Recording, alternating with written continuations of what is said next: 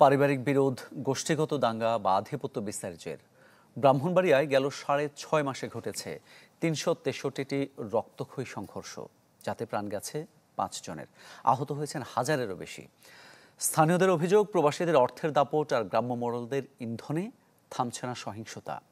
প্রকাশ দাসের তথ্য, ছবিতে ডেস্ক রিপোর্ট। প্রতিশোধের আগুনে জ্বলছে বাড়িঘর, মুহূর্তেই পুড়ে ছাই মাথা গোজার আশ্রয়। ব্রাহ্মণবাড়িয়া সদরের নাটে গ্রামের ছবি গেল ১৪ মের। এমন তুলকালামের শুরু মাদক নিয়ে বিরোধে। হামলা, ভাঙচুর আর লুটপাটে সেদিন রণক্ষেত্রে পরিণত হয় নাটাই। প্রাণ যায় মিয়াজুল হোসেন নামে একজনের, পুড়িয়ে দেয়া হয় অর্ধশত বসতঘর। জেলার অন্য উপজেলাগুলোতেও হরহামেশাই ঘটছে এমন ঘটনা। ছোটখাটো বিষয় নিয়ে প্রথমে দুটি পক্ষের সংঘর্ষ বাঁধলেও পরে ছড়িয়ে পড়ে গ্রামের পর গ্রাম জুড়ে। ট্যাঁটা, বল্লম সহ দেশীয় অস্ত্রশস্ত্রের মহড়ায় ঘণ্টার পর ঘণ্টা চলে তাণ্ডব লীলা। কখনো বা রাতের আধারেও টর্চ লাইটের আলোতে চলে রক্তক্ষয়ী সংঘাত। পরিসংখ্যান বলছে, গেল ৬ মাসে ব্রাহ্মণবাড়িয়ায় পারিবারিক ও গোষ্ঠীগত সংঘর্ষ হয়েছে ৩৬৩টি, যাতে নিহত হয়েছেন ৫ জন। তবে বেসরকারি হিসাবে এই সংখ্যা ৮, আহত সহস্রাধিক। সংঘাত সংঘর্ষে একদিকে যেমনি ঝরছে প্রাণ, তেমনি অঙ্গ হারিয়ে পঙ্গুত্ব বরণে নিঃস্ব হচ্ছেন অনেকেই।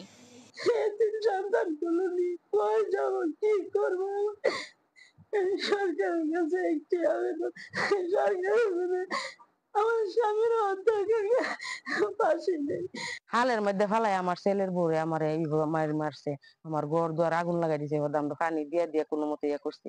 আমরা সাধারণ মানুষ কই গিয়া মাথা, আমরা কই গিয়া টাই পামু?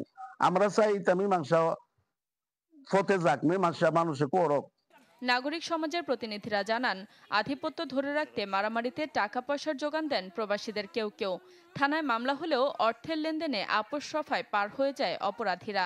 সমাজের যে মোড়ল শ্রেণীটা আছে, তারাই কিন্তু এই ঘটনার নেপথ্যে থাকে কলকাতা নারে।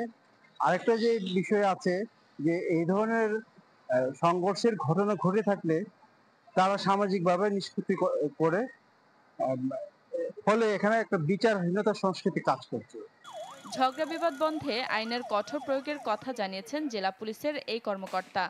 পুলিশ তার সর্বোচ্চ দিয়েই চেষ্টা করে কোনো একটা মারামারি সংবাদ যখন পুলিশের কাছে আসে, সে পুলিশ দ্রুততম সময়ের মধ্যে ঘটনাস্থলে যায়, ওই পক্ষকে নিবৃত্ত করার চেষ্টা করে, ঘটনার সাথে যারা সংশ্লিষ্ট তাদের বিরুদ্ধে আইনগত ব্যবস্থা গ্রহণের চেষ্টা করে, অভিযান পরিচালনা করে।